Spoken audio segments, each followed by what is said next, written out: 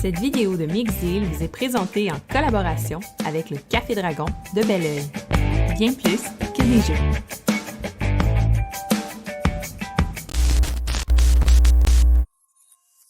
Bonjour tout le monde, ici Sophie de la chaîne YouTube Mixdeal, j'espère que vous allez bien. Donc aujourd'hui, j'ai décidé de vous faire la présentation d'un jeu qui est présentement sur Kickstarter. C'est un jeu de quelqu'un d'ici, donc c'est tout le temps le fun. Et en plus, c'est un jeu à succès qui a été financé en quelques minutes seulement dès son apparition sur la plateforme. Il reste encore 2 semaines au projet, donc vous avez en masse le temps d'aller le backer si jamais avec la vidéo vous trouvez que c'est intéressant et que vous le souhaitez. C'est à noter que moi, j'ai absolument rien en retour de cette vidéo-là, donc je le fais juste parce que j'ai été séduite par le jeu. Il y a des jeux comme ça qui relient toutes les mécaniques, que t'aimes tout ça et que t'as vraiment le goût de partager avec les gens. Et lui, ben ça a été ça, ça a été un coup de cœur instantané. En plus de tout ça, je me suis permise de faire un petit playtest en fin de semaine parce qu'il y a des plages horaires ouvertes pour playtester le jeu. Donc j'ai eu la chance d'avoir quelqu'un de Inside Up Games qui me montrait comment jouer et j'ai joué une partie avec cette personne-là. Donc je vais pouvoir vous donner également mon avis à la fin et vous partager mon expérience. Bref, et le jeu, c'est Hurt de Inside Up Games et le créateur est Maxime Tardif. Donc, on va aller voir ça de plus près tout de suite.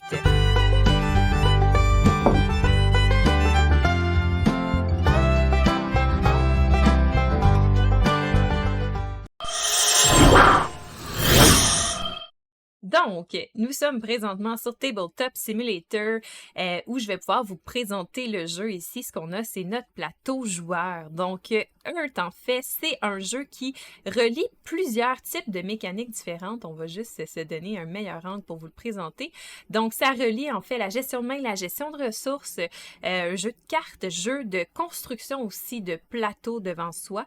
Puis, en fait, plein de mécaniques de différents jeux. Vous allez les retrouver là, vraiment quand je vais commencer à vous parler de comment le jeu joue. Je suis sûre qu'il y a quelques noms de jeux très, très populaires qui vont venir en tête. Donc, je vais commencer par vous expliquer en fait le but du jeu. Donc, ici, on a le plateau joueur, comme je vous disais tantôt. Et ici, on a notre plateau où on va pouvoir créer notre carte devant soi, en fait. On doit créer un ensemble de 16 cartes. Et c'est ça qui va mettre fin à la partie. Donc, la personne qui va avoir placé sa 16e carte va gagner un bonus de points, mais également déclencher la fin de partie. Donc, c'est aussi simple que ça. Alors, on va se rapprocher un peu plus du livre de règles pour que je puisse vous montrer les différentes cartes parce que Hurt étant un jeu de cartes, il y en a plusieurs. Donc, dans le courant de la partie, vous allez récolter des cartes terrain, des cartes événements et des cartes plantes du paquet de cartes communs. Et c'est ces cartes-là que vous allez jouer en fait durant toute la partie, que vous allez placer devant vous les terrains et les plantes. Vous allez jouer des événements également pour gagner des bonus. Et c'est comme ça que vous allez progresser en fait dans le jeu. En plus de tout ça, il y a d'autres types de cartes, les cartes îles, les cartes climat et les cartes écosystème qui vont se retrouver sur votre plateau joueur. En début de partie, on va vous avoir passé 2 cartes recto-verso de chaque. Donc, vous allez pouvoir choisir votre combinaison à vous et pouvoir partir de là. Donc, si on regarde les cartes, en fait, la carte île va vous donner comment vous allez débuter la partie, avec combien de cartes vous allez composter également. On va parler du compost un peu plus tard, mais même les cartes qu'on ne se sert pas durant la partie vont nous rapporter des points à la fin. Et avec combien de terreau fertile ou soil, vous allez commencer en fait le jeu. Donc, c'est la ressource. Ça ici, on va juste dire la terre. Je pense que ça va être plus simple comme ça.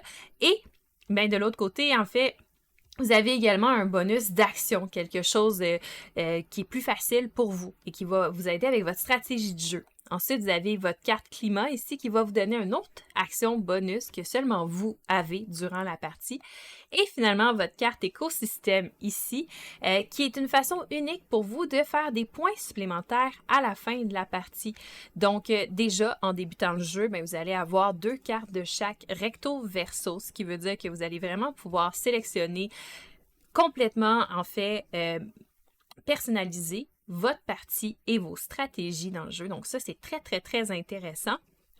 Et ensuite de ça, donc on parlait des cartes ici, écosystème. Il va avoir ces mêmes cartes sur le plateau ici au centre. Donc 2 cartes écosystème que tout le monde va pouvoir scorer durant la partie. Donc des objectifs qui vont donner des points de victoire supplémentaires. En plus de tout ça, on a un dernier type de carte, en fait, que je ne vous ai pas parlé encore, qui sont les cartes faunes. Donc, à chaque partie, il va en avoir 4 qui vont être distribuées. Ce sont ces cartes-là. Et les cartes faunes représentent des objectifs. Donc, dès que vous atteignez l'objectif, vous allez placer un de vos jetons joueurs. Donc, les jetons joueurs, c'est les petites feuilles comme ça. Vous allez le placer à côté de cette carte-là. Et bien sûr, plus vous réalisez l'objectif rapidement, mais plus vous faites de points de victoire. Donc, le premier joueur va gagner 15 points, le deuxième 11 points, et tout ça à la fin de la partie. Donc, il y a tout le temps 4 cartes objectifs comme ça, communs, qui est un peu une course justement aux objectifs durant la partie. Donc, ça, on va voir de plus près l'anatomie d'une carte en regardant la carte plante ici. On a plusieurs informations. Inquiétez-vous pas, l'iconographie du jeu est très, très simple. Après un tour de jeu, j'ai trouvé que vraiment, je comprenais très, très bien toutes les icônes dans le jeu. De toute façon, sur votre plateau joueur, dans le bas, vous avez un aide de jeu avec toutes les différentes icônes, un lexique en fait pour vous aider à mieux comprendre. Donc ça, c'est fantastique. Donc si on regarde de plus près la carte plante ici, on a son coût ici en terre. Donc combien ça va nous prendre de jetons de terre pour pouvoir l'acheter et la poser. Donc ensuite, on a le nombre de points de victoire qu'elle va vous rapporter à la fin de la partie. On a son type également de plantes, parce qu'il y a différents types de plantes. Et ces icônes-là, ils vont servir, en fait, plus un peu comme les tags dans Terraforming Mars. Donc, ils n'ont pas d'utilité en soi, mais certaines cartes vont y faire référence, entre autres pour des points ou des bonus dans la partie. Même chose pour le climat dans lequel cette plante-là pousse. Donc, il y a différents climats et ces icônes-là vont pouvoir être référencées par d'autres cartes durant la partie. Vous avez ensuite l'effet de la carte. Donc, il y a des effets de différentes couleurs. Je vais vous expliquer comment ils vont s'activer, les différentes couleurs, plus tard, mais c'est ce que la carte va faire comme effet ici. Ici, on a des plantes qu'on va pouvoir poser sur la carte. Donc, certaines actions vont nous permettre de poser des plantes. Donc, on va prendre un cube et le placer sur cet espace-là de la carte. Et finalement, ici, on a la possibilité de faire grandir cette plante-là.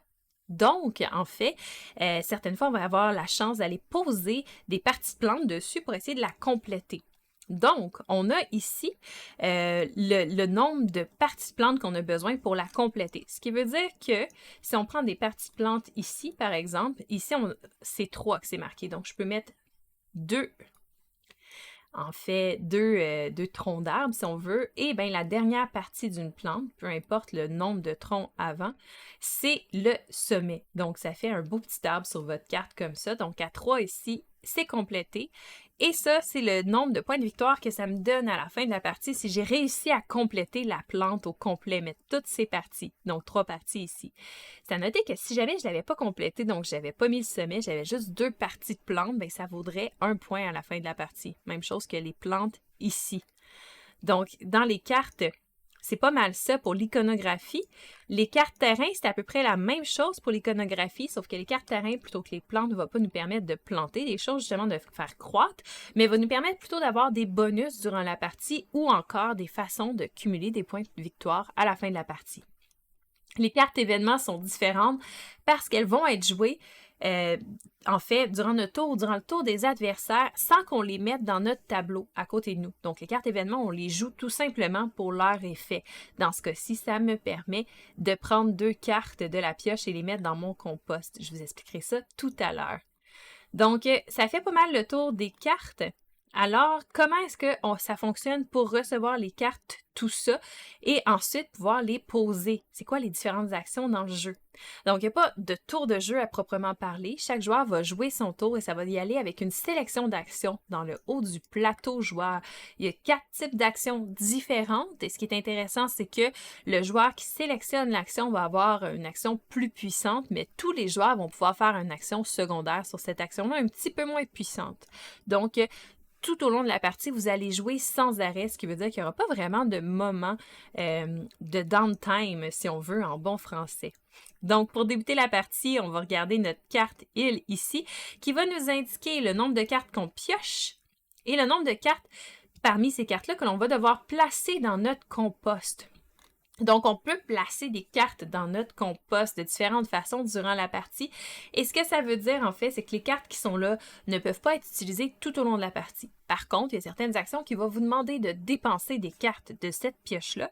Donc, vous allez les prendre là et les dépenser. Mais également, en fait, ça va vous rapporter 1 point par carte dans votre compost à la fin de la partie. Donc, c'est des points faciles à faire durant la partie. Ensuite de ça, vous avez un certain nombre de terres, de jetons terre avec lesquels vous allez commencer. Donc 6, 7. Et c'est comme ça qu'on débute la partie. Ensuite, chaque joueur à tour de rôle, en commençant par le premier joueur, va sélectionner une des 4 actions ici et la faire. Donc si on regarde de plus près les différentes actions du jeu, ici on a l'action de pouvoir poser 2 cartes. Donc si par exemple je simule le début de la partie et je me pioche 6 cartes ici que je vais mettre devant moi. Donc, 1, 2, 3, 4, 5, 6 que je vais placer devant moi juste ici. On va sélectionner la couleur et voilà, comme ça. Et voilà, là, ça va fonctionner. Donc, j'ai mes 6 cartes que j'ai piochées. Je dois en placer 2 dans mon compost qui ne me serviront pas durant la partie. Donc, je les mets là, mais ça va me rapporter des points à la fin de la partie. Et ensuite de ça, en fait, j'ai 7 aussi terres, donc les ressources pour pouvoir placer mes cartes. Et là, ça, c'est les cartes que j'ai en main. Donc, l'action ici va me permettre d'en poser 2 sur mon plateau. Donc, de commencer à poser des cartes. Et là, pour chaque carte que je pose, je dois défausser, en fait, des jetons terre dépensés pour payer. Donc, ici, 2 jetons. Et donc, je les pose. Ensuite de ça, l'autre action ici te permet de piocher 4 cartes et d'en conserver une. Donc, tu pioches 4 cartes et là, dans les 4, tu choisis d'en garder une. Les autres sont défaussées ici. Et voilà. Donc ça, c'est l'action verte. Ça te permet de gagner une carte et d'en poser 2. Les autres joueurs vont pouvoir, eux également, faire une action durant ce tour-là. Donc, vont pouvoir poser une carte et en piocher une de la pioche. Donc, ça, c'est pour l'action verte. Ce qui est intéressant, c'est qu'une fois que c'est fait, si vous avez des cartes avec une action verte dessus, pour l'instant, on n'en a pas, ça les activerait. Donc, vous pourriez réaliser ces actions-là. Donc, ça, c'est l'aspect un peu engine builder parce que vous construisez un engin ici qui va vous rendre de plus en plus efficace dans le courant de la partie et qui va vous demander également de réfléchir à comment vous placez vos cartes-là pour justement pouvoir déclencher les effets dans le bon ordre. Parce que dès qu'on déclenche les effets, on va les déclencher de gauche à droite, d'en haut en bas. Donc, ça va vraiment se faire dans l'ordre. Et quand on place nos cartes, on doit placer la première carte, en fait, là, dans le coin en haut à gauche. Et ensuite, les autres cartes doivent être placées tout le temps en contact avec minimum une carte. Donc, en contact, soit en diagonale ou de façon orthogonale, comme ça. Donc, c'est ça pour l'action ici verte. Ensuite, on a l'action rouge ici qui vous permet de gagner de la terre. Donc ici, 5 jetons de terre et de composter 2 cartes.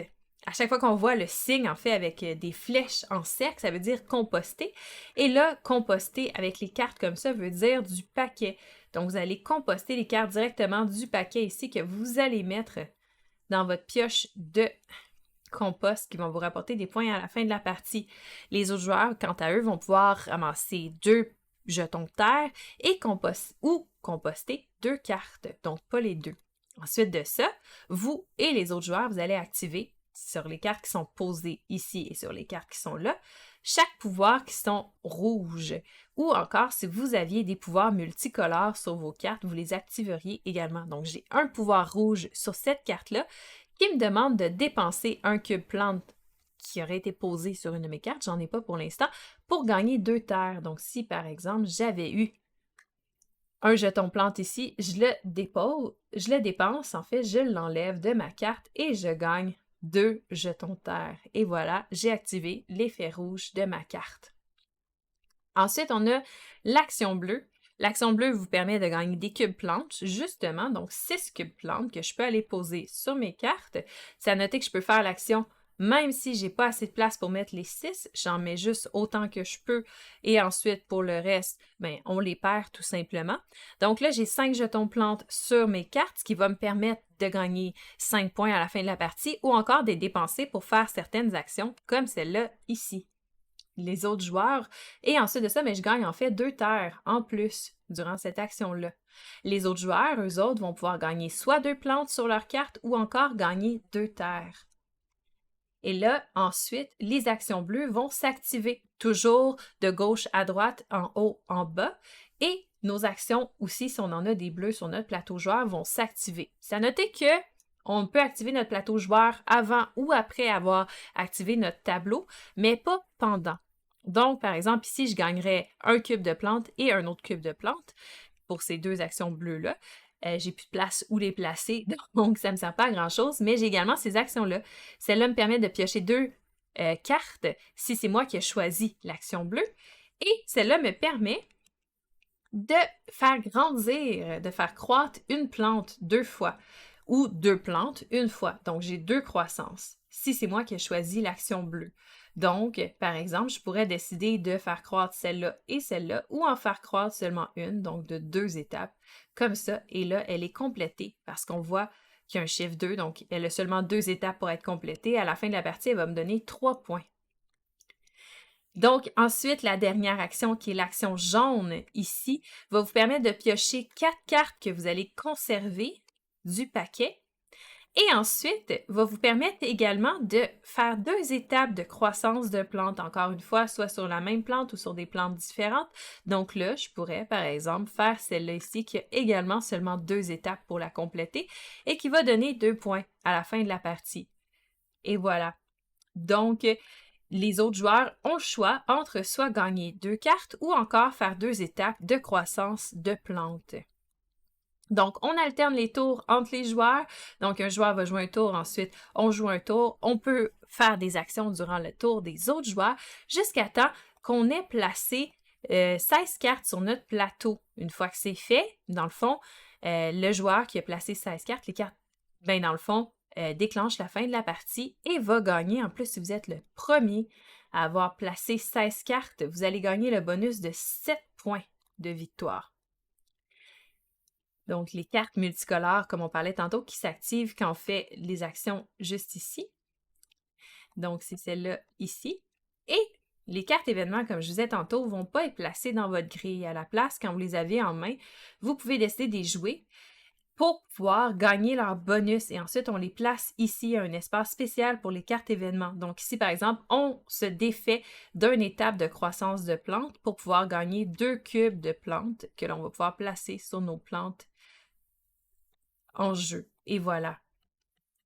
Et les cartes événements valent également des points à la fin de la partie. Par contre, il y a plusieurs cartes événements qui vont valoir soit 0 points ou encore des points négatifs, donc vous faire perdre des points à la place d'en faire gagner. Donc, c'est pas mal ça pour comment se joue Earth. Ensuite de ça, une fois qu'il y a un joueur qui a atteint 16 cartes, on termine le tour en cours pour que tous les joueurs aient eu le même nombre de tours de jeu et on cumule les points. Donc, on cumule les points en calculant le nombre de points de victoire que nous valent chacune des plantes qu'on a réussi à placer, et bien des cartes en fait qu'on a réussi à placer. On calcule les points selon nos cartes événements. Ça se peut qu'on ait un score négatif à ce moment-là. On a 1 point de victoire par carte qu'on a composté sur notre plateau joueur, 1 point de victoire par cube sur nos cartes, 1 point de victoire par partie de plante qu'on a réussi à faire croître sur nos cartes, ou si on a réussi à compléter la plante, à la place, on va gagner les points de victoire pour une plante complète, qui sont souvent plus élevés. Ensuite de ça, on va calculer également les points pour notre carte ici de climat, en fait, pas de climat, mais d'écosystème, qui, dans ce cas-ci, nous rapportait 2 points de victoire par habilité jaune qu'on a placé sur notre plateau. Ça dit que les multicolores comptent également. Donc, si je vais regarder ici, on aurait 1, 2, 3, 4 points de victoire. 4 fois, en fait, 2 points de victoire, donc 8 points supplémentaires à la fin de la partie. On va également calculer qui a remporté les différentes cartes faunes ici, donc les points qui ont été placés là.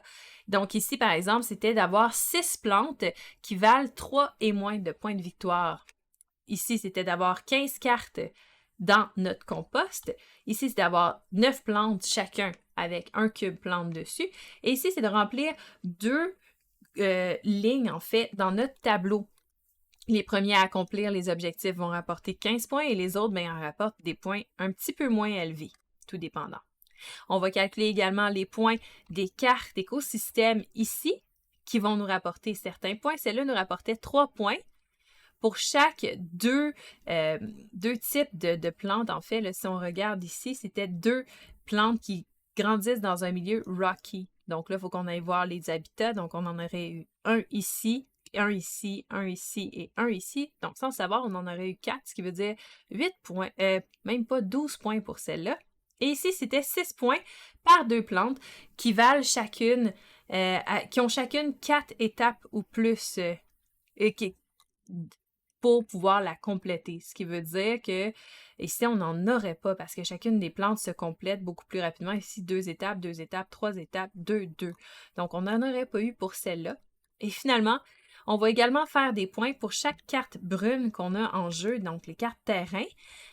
Pour l'instant, les cartes terrain qu'on a en jeu ici ne nous rapportent pas de points, vont nous rapporter des bonus, en fait, des rabais pendant la partie, donc des bonus passifs, mais certaines cartes terrain vont rapporter des points de victoire. Ensuite de ça, on calcule les points de victoire total et celui qui a fait le plus de points remporte la partie.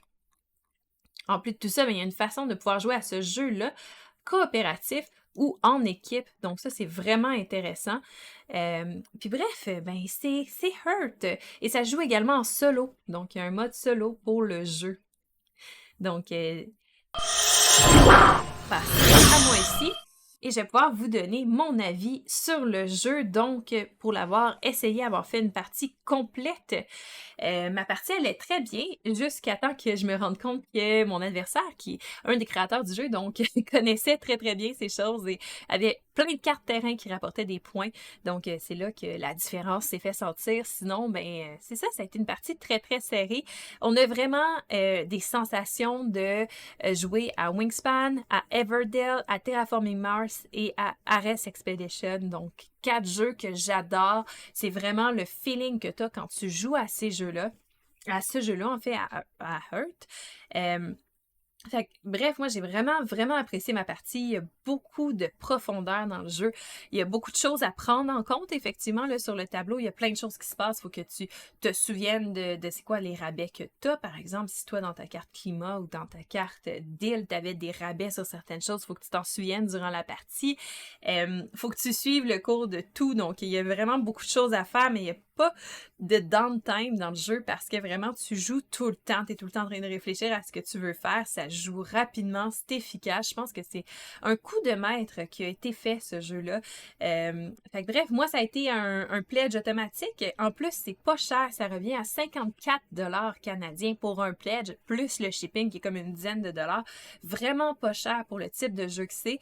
Autre bénéfice, en plus, il va être livré rapidement. Il planifie le livrer autour de décembre, donc juste à temps pour Noël. En espérant qu'il n'y ait pas de délai, là, mais c'est un Kickstarter, donc on peut pas savoir, mais pour l'instant, les délais sont très, très courts. Donc, bref, c'est excellent, allez voir ça.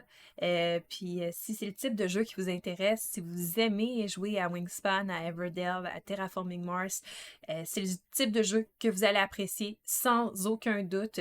En plus, l'artwork est magnifique, c'est des belles photos. Puis, c'est ça. C'est ce qui met fin à ma présentation du gameplay de Heart. J'espère que ça vous a aidé à vous faire une bonne idée si c'est un jeu pour vous ou pas. Donc, si vous avez aimé la vidéo, n'hésitez pas à laisser un pouce en l'air, vous abonner et sonner la cloche pour ne pas manquer aucune vidéo qui est mise en ligne très régulièrement. Et d'ici là, je vous souhaite une super belle journée et à la prochaine. Au revoir.